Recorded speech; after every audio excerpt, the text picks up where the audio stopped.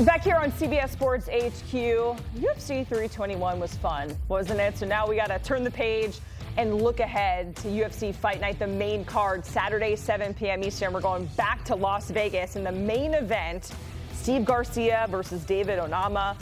Two guys, two totally different fighters in that featherweight bout, and it is all coming to a head. Again, going down Saturday, 7 Eastern from Vegas. So let's preview it, and we're going to start with the co-main event with our very own Shakiel Mahjouri. We got Waldo Cortez Acosta and then Ante Delia. So Cortez coming off of a loss that snapped his 5-fight winning streak.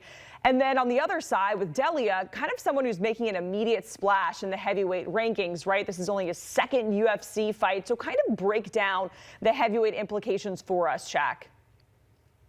This is actually one of the ones that maybe when you first look at the names on the screen, they don't jump out at you a ton, but you're really looking at two guys who might be a short distance away from a title eliminator, and that has a lot to do with who's at the top of the division. Tom Aspinall has either beaten everyone that's ahead of Cortez Acosta, or they're coming off of a loss themselves. So you have the number 6th ranked Cortez Acosta taking on a top 10 guy in Delia. And the winner of this really lines themselves up nicely for a shot near the very top of the division. You know, a guy who could maybe earn a title shot off of. Delia is the one who probably has a little bit more enthusiasm behind him. He knocked out Marcin Tybura in 123 seconds in his UFC debut.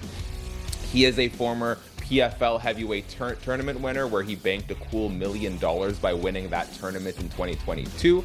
So he's here, he's ready to make a splash, and between the two guys, Delia really is the better finisher. Cortez Acosta likes to fight at range, he's very elusive, but it's kind of a weird style at heavyweight where you'd expect these bigger guys to be racking up a lot of finishes. That really isn't his game. For Delia, he's the kind of fighter that fans could really rally behind. The only little bit of drama or confusion is that he is a training partner of heavyweight champion Tom Aspinall. Aspinall, in the lead up to UFC 321, went on the record and say he'd rather vacate the title than have to fight Delia. Word of that got to UFC CEO Dana White. He says, I don't like it. Friends fight each other all the time. This is business. So I don't know what happens if we ever get there. There's still a couple of pieces before we can have that conversation. Aspinall maybe needs to rematch Cyril Gane after that eye poke brought 321 to a disappointing conclusion. Delia needs to win this fight and probably one more, but we could find ourselves in a place sooner rather than later where Aspinall and Delia might have to have some tough conversations about what the future holds for each of them. Aspinall, you can't be saying that and letting it get back to Dana White. I mean, I'll have the popcorn out. I'm kind of hoping we get there and we have that conversation, Shaq. All right, let's go to a top 5 bantamweight bout, talking about Ketlen Vieira and Norma Dumont. So do you think the winner of this fight could get a chance at Kayla Harrison? And remember, we saw Vieira go the distance with Harrison at UFC 307.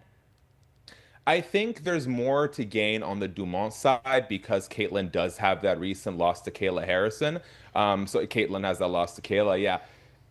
Really, the issue here is whoever wins this fight puts themselves in a good position, but that all comes second to whatever happens to Amanda Nunes, the ultimate GOAT women's fighter, arguably one of the top 5 best fighters, regardless of sex or gender in the UFC. Amanda beat all of her contemporaries. She's a bantamweight and featherweight champion. She retired as champion. And she said she's going to come back to fight Kayla Harrison. We don't have official word on when or what that will be. I think there's some anticipation that with Kayla being one of our few American champions, that fight would serve really well as like a co-main event for the UFC White House card in June. We'll have to see. I would say for Norma Dumont, this fight is imperative. Maybe she angles this or works this into a backup slot where she weighs in for Kayla versus Amanda in case something falls through with the two of them. At the very least, it puts her in a very good number 2 position because Norma Dumont is on a current 5-fight win streak. She's won 8 of her last 9. That loss was by split decision. She's never fought Kayla Harrison, so she's really the best you can do in terms of someone who's streaking and a fresh face in the division. Candidly, just for the sake of easy matchmaking, I think it would do the division a lot of good if Norma pulls ahead of Caitlin. No disrespect to Vieira, but like I said, it all comes down to what happens with Kayla and Amanda. At the very least, it's a good bounce back win for Caitlin, and it's a very, very crucial opportunity for Norma to put herself in the conversation. All right, Chuck, let's get to the main event. We have Garcia versus Onama, and it's all kind of coming to a head here, right? Because Onama, as he's matured, has become more of a decision fighter, and meanwhile, Garcia on a 6-fight win streak, where 5 of those were KOs in the first 2 rounds. So kind of a two-part question for you here. How does it all come to a head, and how does the result look for both of their futures at 145?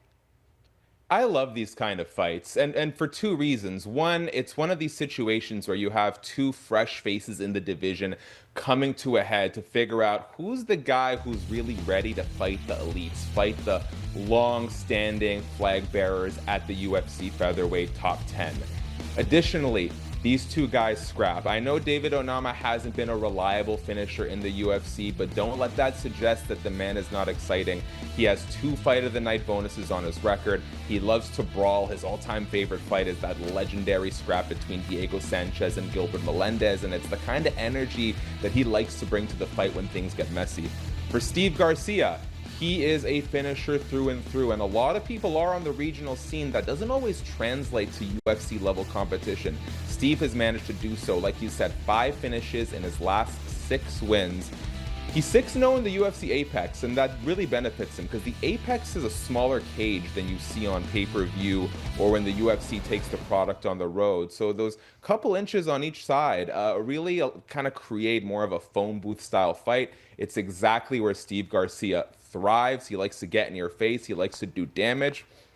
Garcia says the reason he gets so many finishes is high fight IQ. It's because he can identify when it's time to pour on the pace and when it's time to scale back. David Onama, very dismissive of Steve, says, I am better than him everywhere, and don't get it twisted. Just because he has more finishes doesn't mean squat. My fights are better, my decision wins are better, and my finishes are better. All right, hey, you got to have confidence in yourself, and you got to love it, right? Shaq, we appreciate it. Getting us pumped for what's ahead, UFC Fight Night in Vegas. You see the main card here all going down from Vegas Saturday at 7 p.m. Eastern.